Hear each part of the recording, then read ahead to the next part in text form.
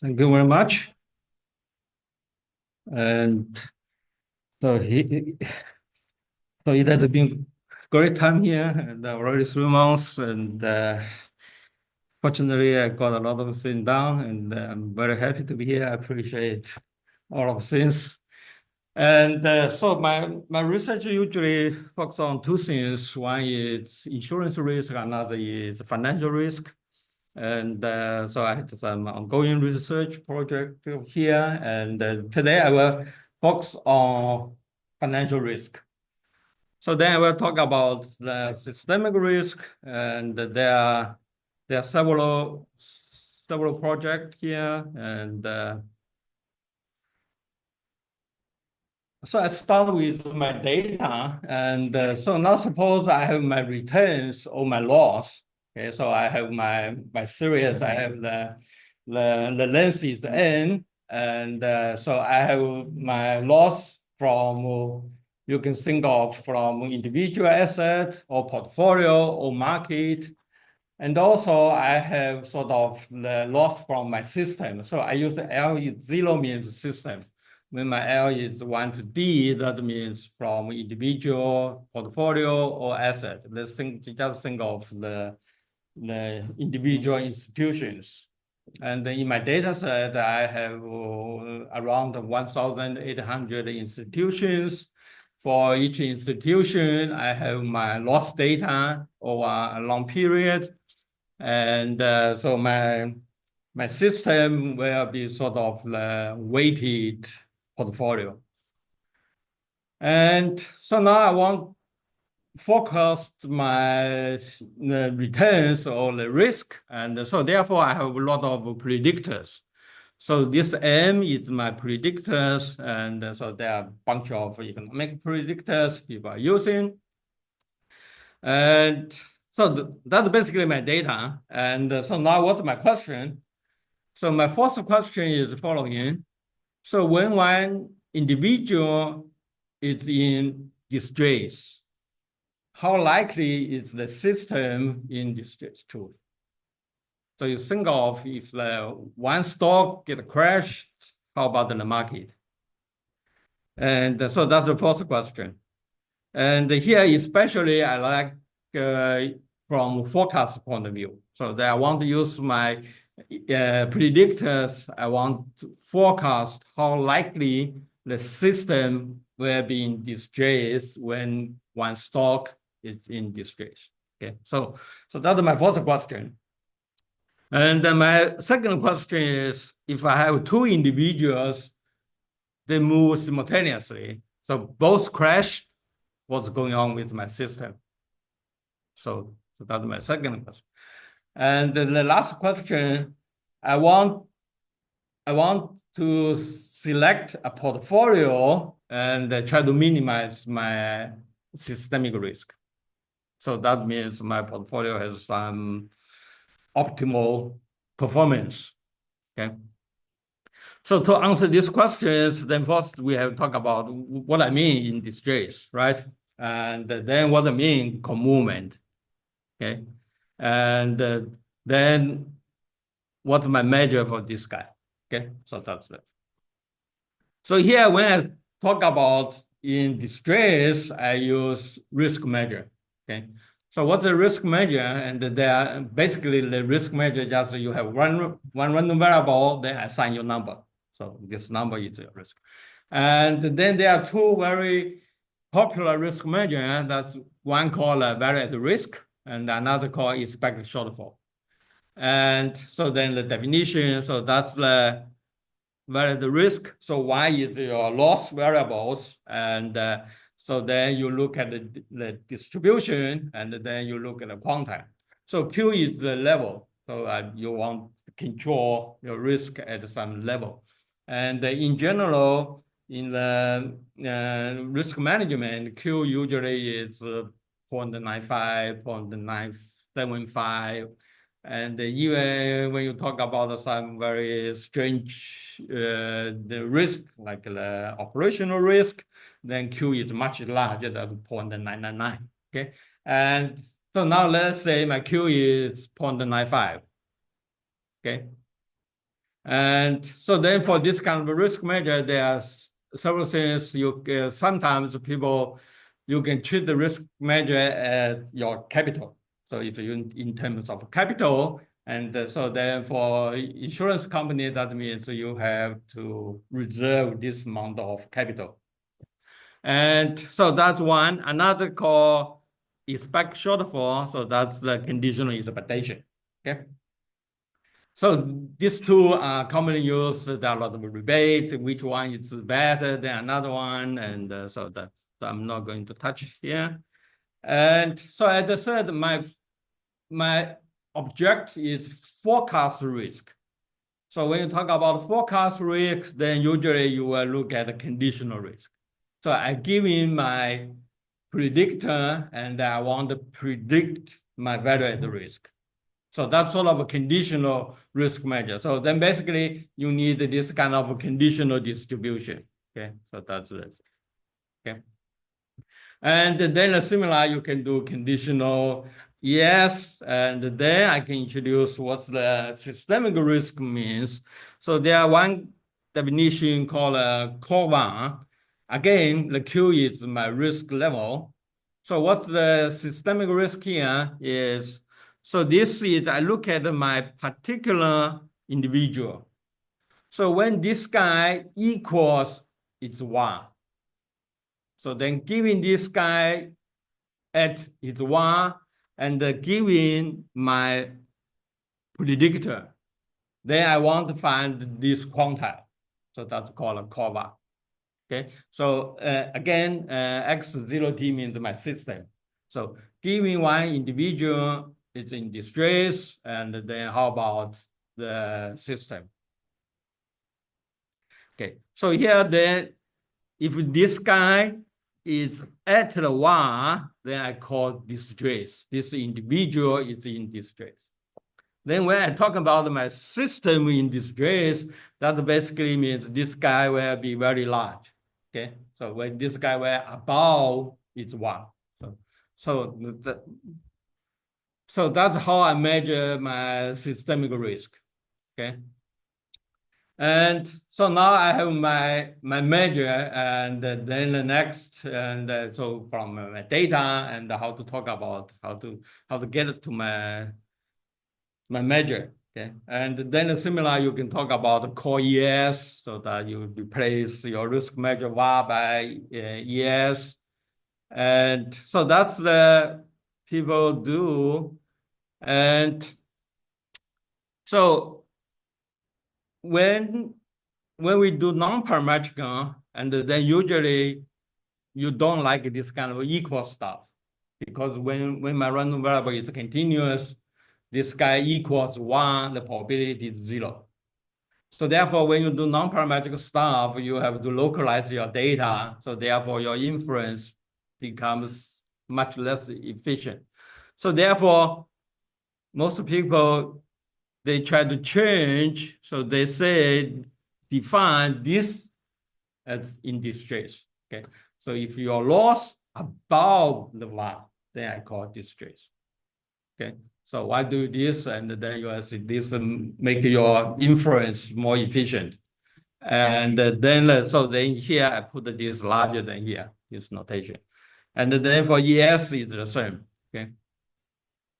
Okay, so that's the definition. And so now let's look at this guy. So if I want to use this guy as my systemic risk, so now I tell you I have my data. So I have all of the loss, I have my predictors, and then how to get to this number. Okay, and so then as I said, usually here you have the condition on this guy. So then if you don't have model, you try to do non-parametrically, and then it's very inefficient, especially when the dimension of M is large, then your estimation is very, very poor. And so therefore you have to do some modeling. And then how to modeling, and there one very popular stuff is that's called quantile regression. So what quantile regression means, so that's my loss, so that's the individual, and then I have this linear model, So now this is not a linear model. That's here. I have this condition. So this guy less than 0, the probability is Q. So then from this guy, this we call a quantile regression model. Then from here, immediately you know what's the quantile of this guy. So that will be this guy. So that will be a quantile. So then immediately you will have this guy. Okay. So that's how to model quantile for individual institution. And then the similar, the next, so now I know how to do the risk for individual, and now I want to measure my systemic risk. So therefore, you have another quantile. So that means your system is a function of your predictor and individual. So then you have another type of quantile regression. So then under this model, then immediately you will get a formula for your systemic risk. So that's the CoVaR is my systemic risk. Okay. So once I have this formula, then I wanted to know the number, then immediately I know what I want. I just need this guy. So I only need all of these parameters. So therefore you do sort of the quantile regression estimation. So using data, I will get my estimate for all of these parameters. Then I plug in. So then I get my forecast for my systemic risk. Okay, so that's very standard, and so that's already done in 2016. And then because this is a very natural way to measure the systemic risk, so there are many applications. And then the question to me is, I look at all of these questions, and then I don't know where is the theoretical result. And I say you do this guy, and then what's the uncertainty? So I can forecast my systemic risk, and then usually you have to tell people how accurate your forecast is. So therefore, how to do uncertainty? So in order to get your uncertainty, you have to know what's the property of your forecast. Okay. So unfortunately, this part completely missing in the literature. And so that's the first part of this research. We try to figure out what's the theory, and then how to get the uncertainty quantification, so then I can forecast. Also, I can tell you how accurate my forecast is. Okay. So that's the first thing. And then it turns out, if you look at this guy, and then people may think of, oh, asymptotic results that not appear in the literature, probably it's a standard. And then if you look at the standard one, so that's usually the standard condition for quantile regression. If you use this model, you do this inference, and then that's the condition you will use. And then we look at this condition, and then we find out this condition is very restrictive. And then the question is, how do we know this guy is restrictive? So therefore, we build a test, and then apply the test to my real data, and then I can show there are many cases, and it failed. So therefore, that means this condition probably is not good or not the best. And then what's the very reasonable condition? So that's the second question. We try to get new conditions, and then we can verify, and then we can quantify the uncertainty of my forecast, and then we can apply.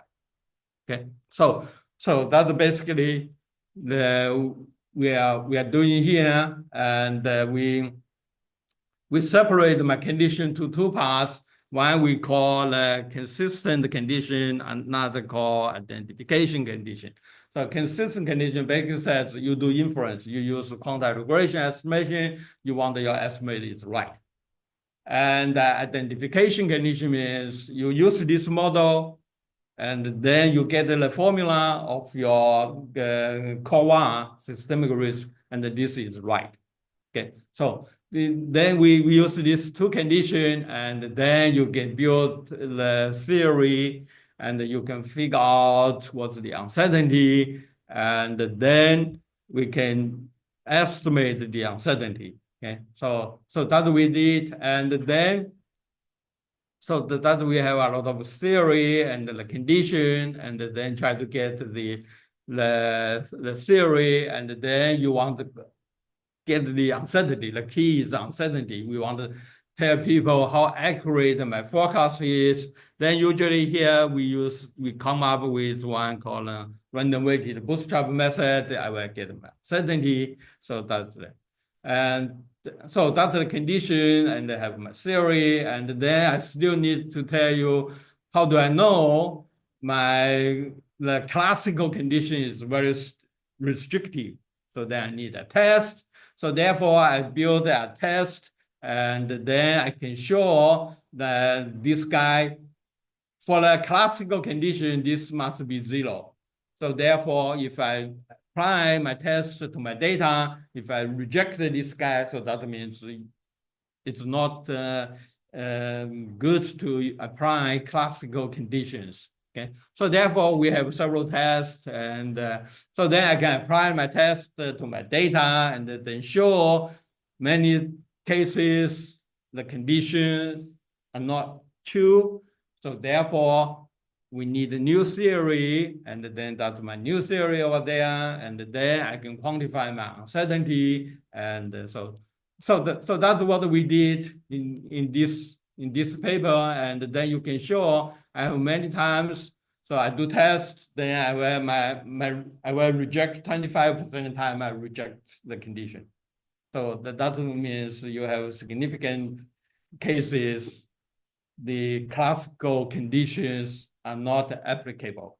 So you need more theory, you need more method. So that we did for this guy, and so then the next question is the Comovement, okay, and so that we have a lot of plots and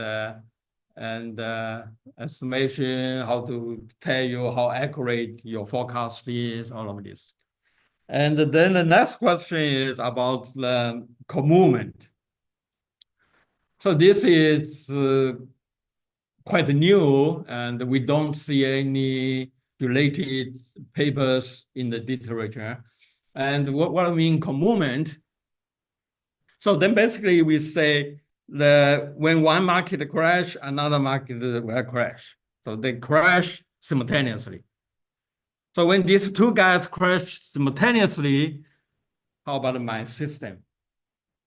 My system will crash more likely or less likely? Is this only about crashing, or it's about going up also?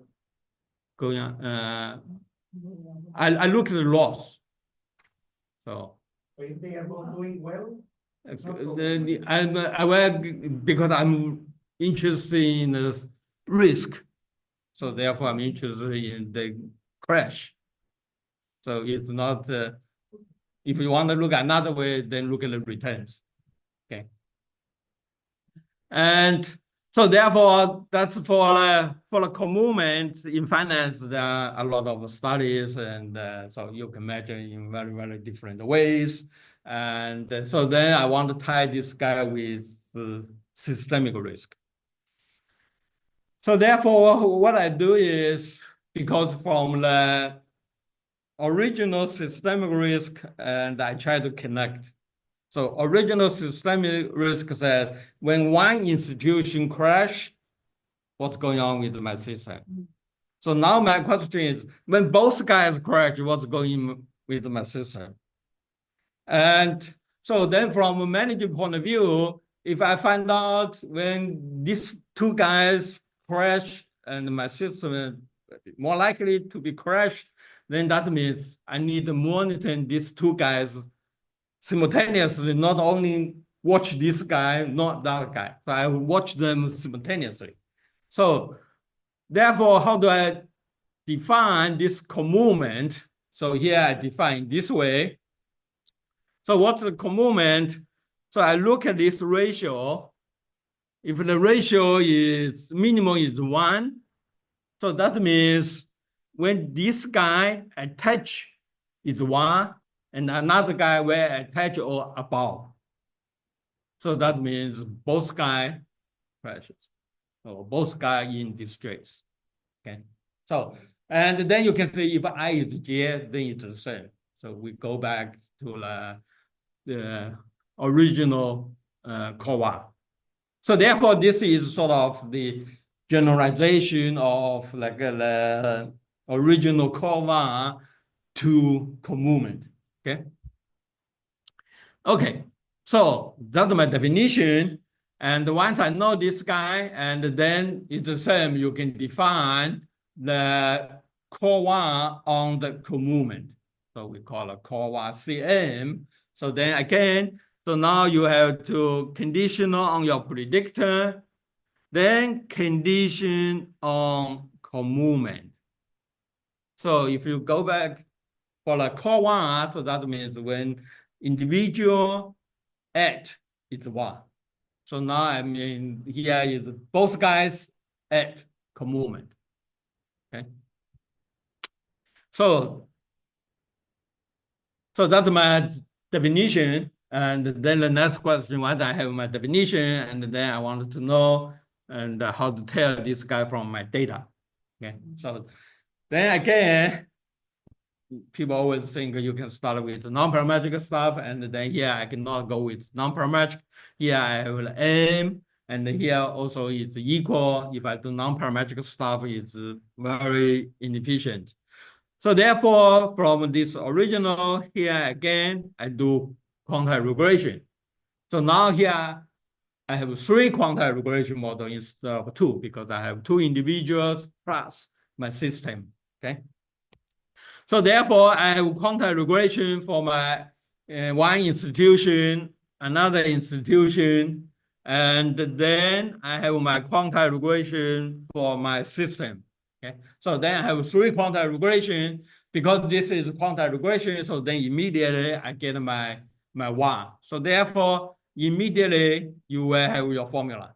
Okay. So that immediately you will get the CoVaR CM. So that's the Q is again is my risk level. So therefore, if I want to know this guy, I only need to know all of these parameters in my model. And then how to get the estimation. So that's like before you do quantile regression, and then you get your estimate, you plug it in, and then you get your estimate, and then you get your forecast.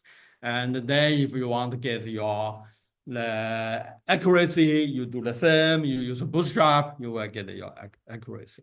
Okay. So that's the CoVaR CM. And so now I want to know, because when both guys simultaneous crash, may not mean my system will be more likely to be crashed, right? Because they may not have necessary impact. So therefore, what I do is I compare this guy. So if I have the Comovement, and then what's the risk? And if I don't have Comovement, then what's the risk? And what's the maximum risk? Then I look at the difference.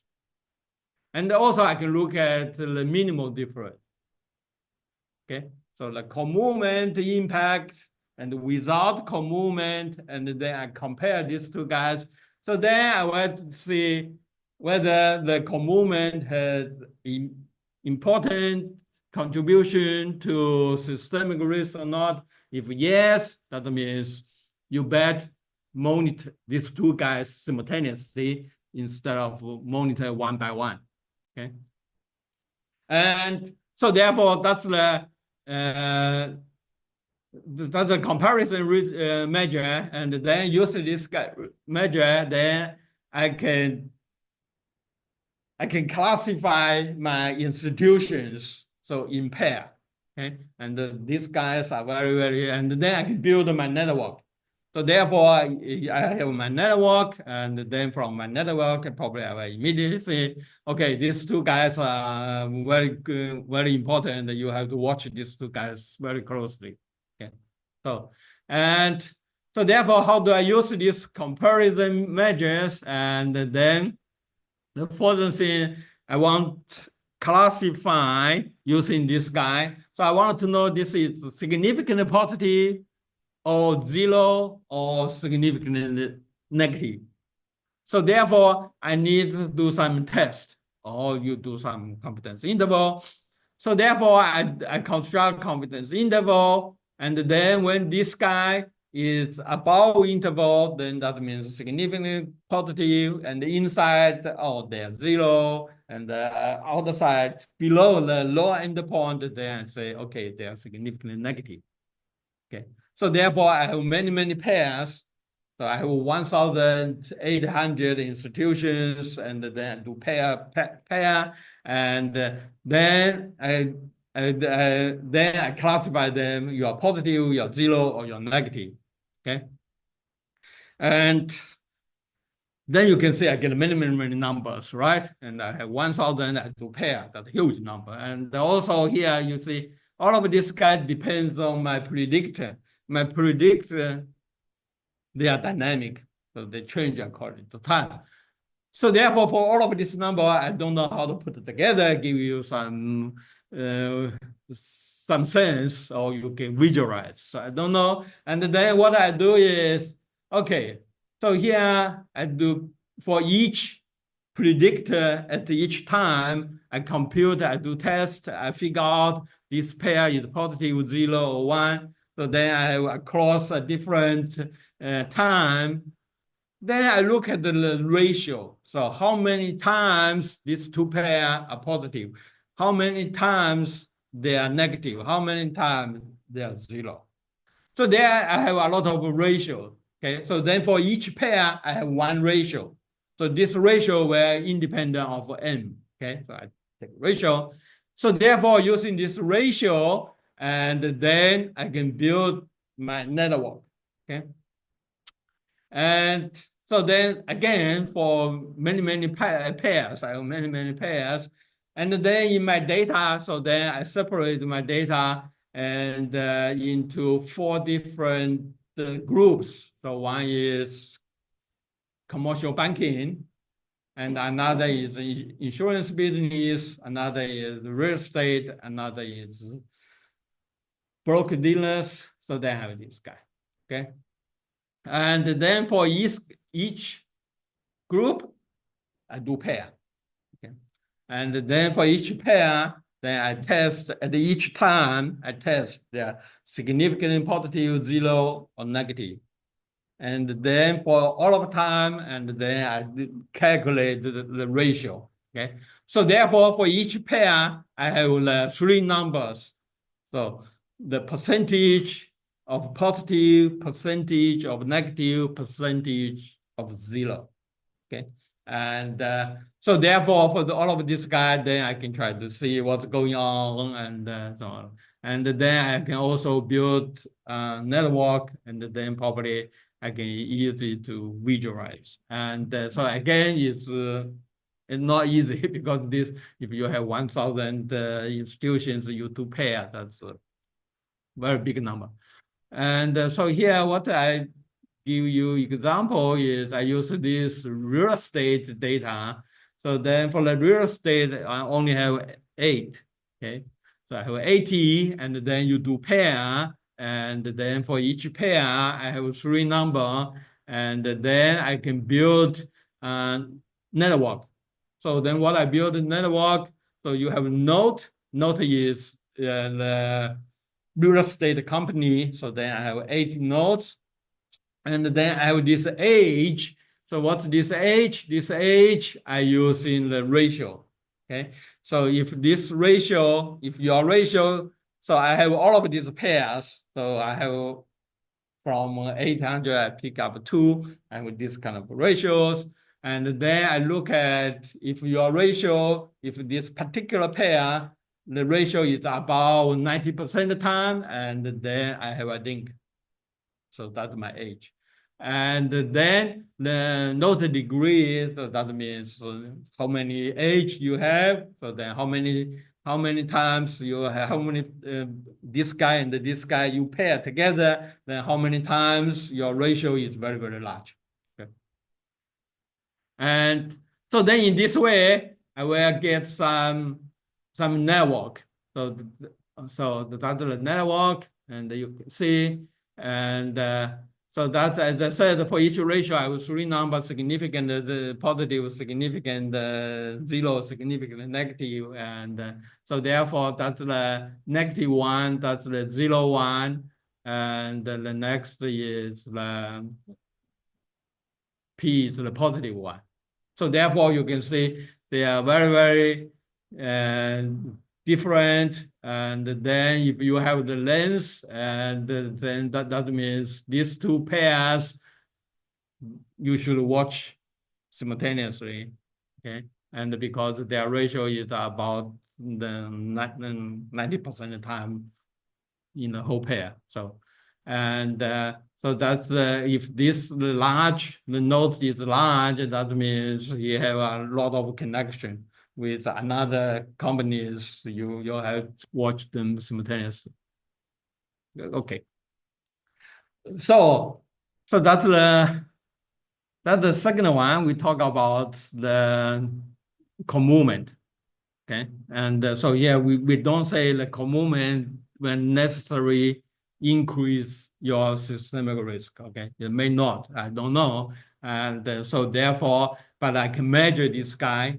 So I have my measure, and so then I can try to see, and then from here you can see all of these companies. I don't have the link. So that means probably for this guy and this guy, you don't need to watch them simultaneously. Okay. And so anyway, so this is, and this is the second project we did, and we're still struggling how to visualize this guy. So as I said, because this is, you do a lot of pair, and you have these predictors. So there are many quantities, and so how to summarize. So that's not easy. Okay, so that's the second one, and the last one is, so that we look at the portfolio selection. So then what this means? This means suppose I have a lot of the assets. So now I want to formulate a portfolio. And so then people do a lot of portfolio, and then you do different ways, and then your portfolio performs in different ways. In this way, maybe better, and another way. And so there are a lot of portfolio measures, performance measures, okay? And here I'm very interested in the systemic risk. So I want to formulate my portfolio, and then when the system is done, probably my portfolio is robust. Okay. So, and so what this means? This means I have my asset XT. So that's my asset return, and I formulate my portfolio. So that's the linear combination. So therefore I get my portfolio. Okay. And so now you want to find your optimal weights. And so then, as I said, there are many ways you can minimize or you can maximize. So you can minimize your risk and control your return. And then you can control your risk, maximize your return. So there are many ways. And here, what I'm interested in is following. I'm interested to, first I want to measure what's my systemic risk. Okay. So now you recall in the last two projects, when I say systemic risk, I really mean the individual is in distress. What about my sister? Okay. So here it's different. Here it says my system is in distress. What's going on with my portfolio? Okay. And so that means, that's why I try to minimize this number, okay? So if you do this, if you don't conditional on the system, and so then you so that's the system. If your system in the restraints, and then you calculate the conditional is expected shortfall. Okay. So if you do another way, that probably you have to maximize. Okay. So here I do the minimize. So therefore, what I want, I define my systemic risk in this way. And now I want to choose my ways, and such this guy is the minimum. Okay. So that's the minimization question. Okay. So I minimize my systemic risk, and then I control my return. Okay. So that's the return. So I need my return, and then I minimize my risk. Okay. And then you can think another way, you control your risk and maximize your return. So that will be completely different topic. Okay. So here, so the question is very simple. And so here again, here I choose my systemic risk using expected shortfall. So I don't use one. Okay. So the reason is if you want to do this kind of minimization, and then in general, you need this is a function of your weights. So you need this guy to be convex. Okay. If this guy is not convex, then it's a messing. You have many solutions. You don't know where you go. Okay. So that's the key in this minimization. And that's why always people using this ES instead of one. If you use one, in general, you don't have convexity. Okay. And so the question is here, and there's some solution. So that's the one paper in operations research. And what they do is they fit a T distribution. Okay. If you have the loss, you have the loss from your system, loss from your assets, and then you model them jointly by T distribution, and then you can estimate the pyramid, and then you can calculate this guy. And then you will get a formula. And then this formula will depend on pyramid. So therefore, you from the data, you get your pyramid, then you plug in, then you will find out your optimal portfolio. Okay. And now the question is, when I talk about financial data, usually you have sales correlation. So they are dependent. So each time they will be dependent. And when you have dependence, and then how do you fit the T distribution? And also, because the different the asset, you fit the T distribution probably is very bad. Okay. And so there are a lot of issues with this method. And so then the next question is, can you do non-parametrically? So you don't need to worry about the distribution. You allow my data to be dependent instead of independent. Okay. So, and so once you don't have formula, you don't have a distribution. What that means? This means you don't have formula for your systemic risk. You don't have formula, then you don't know this guy is convex or not. Okay.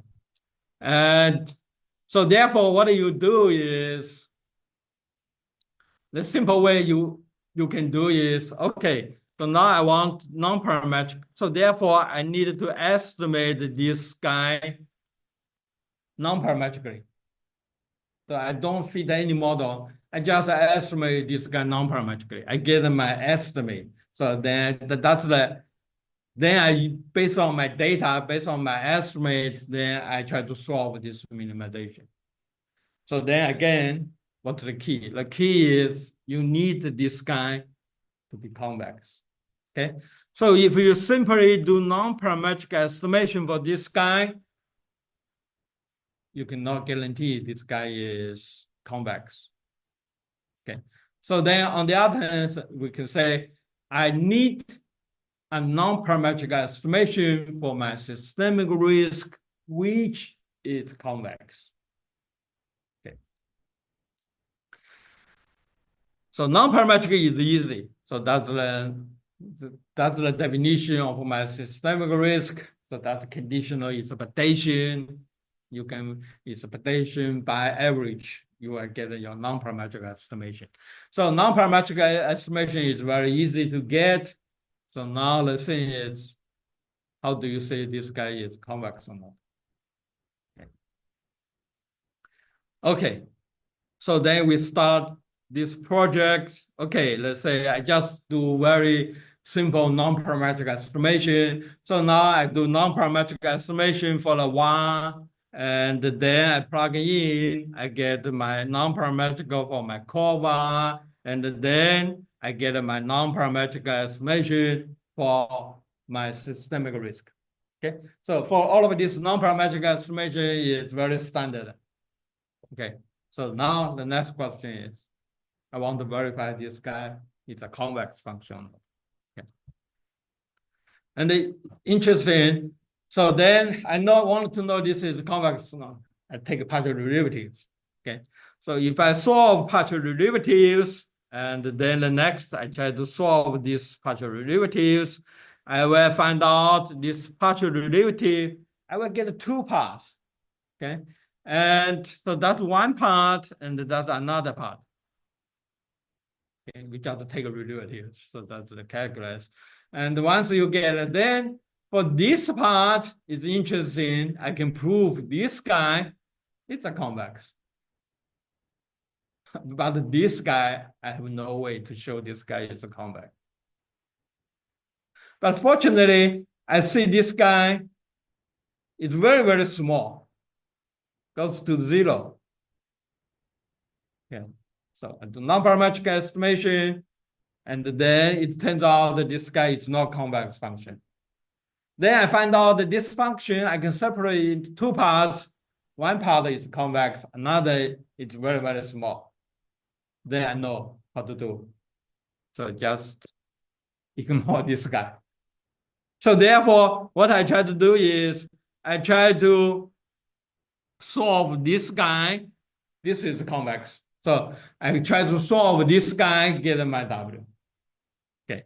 So therefore, I have my estimation, and so then I can just solve this equation. I will get the unique solution for my weights. So then plug in back, then I get my optimal portfolio, and with minimal systemic risk. Okay, so the trick part is we find out one part is convex, another is very, very small. So therefore, we focus on this guy. And so therefore, I can get from the data, I can tell you what's my W. Therefore, I know what's going on with my portfolio. And then I can build my theory. And then all of this doing, I don't feed any distribution. So it's pure non-parametric. And so therefore, my approach is very robust.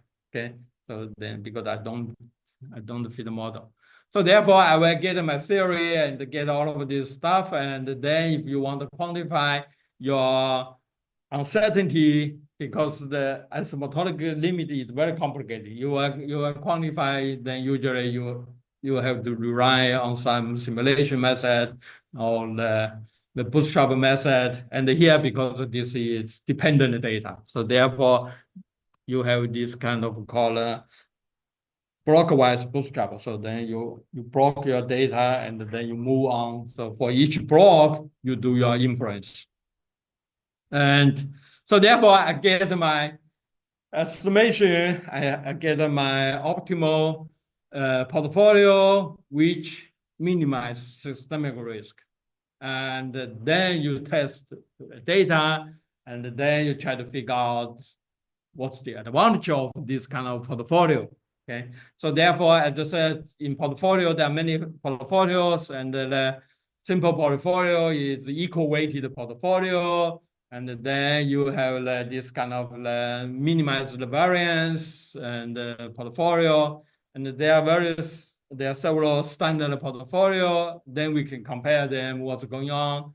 And sometimes people compare and the Sharpe ratio, what's going on, and here, this kind of thing. So then again, we do very similar things. And I have my portfolio, and then I move the window, and then I try to look at what's going on with my portfolio. And so then here I use my loss data again. So I have my loss data, and so that's the performance. So I have my non-parametric method, okay? And this is the parametric method that feed the t distribution. And so then you can question about t distribution.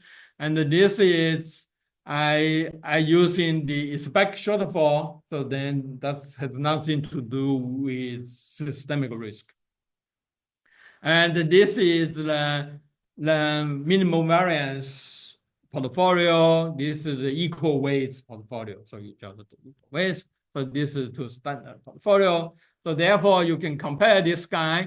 And so now what I compare is because I look at moving window, okay? So then I look at when my system loss larger than 0. So I have my systemic risk, and given my systemic risk, and then I calculate what's the return of my portfolio, okay? And so that's the mean, okay?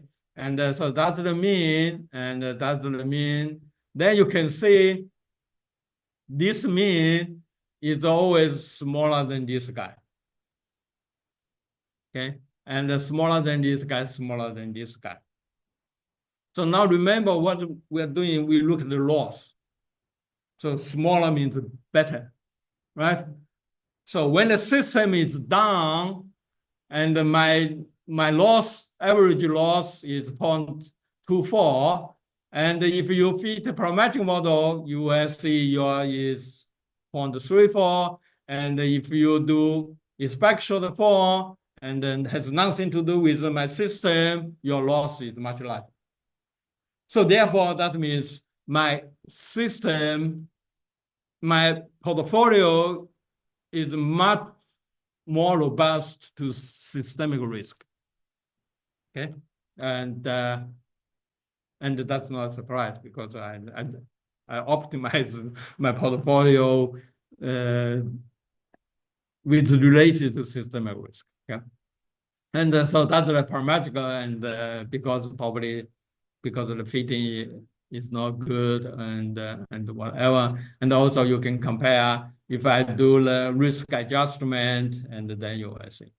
Okay, so that I define my systemic loss. And now if I even my system loss is large, and so then you can see still this loss is much smaller than that. So when my system crash more, and my portfolio is more robust. Okay, so that's right. And so this comparison also shows fitting the parametric model probably is not a good idea. Okay, and so that's the thing we have done in this 3 topics. And so as I said, we still have some ongoing project on this guy. And so one thing is about the contingency. So in finance, although people talk about contingency. So when this guy is crashed, because this guy has contingency on another guy. So this guy is not crashed yet, but this guy may crash next day. Then what's this kind of relationship will impact my system? So that's where. Okay, we stop here. Thank you very much.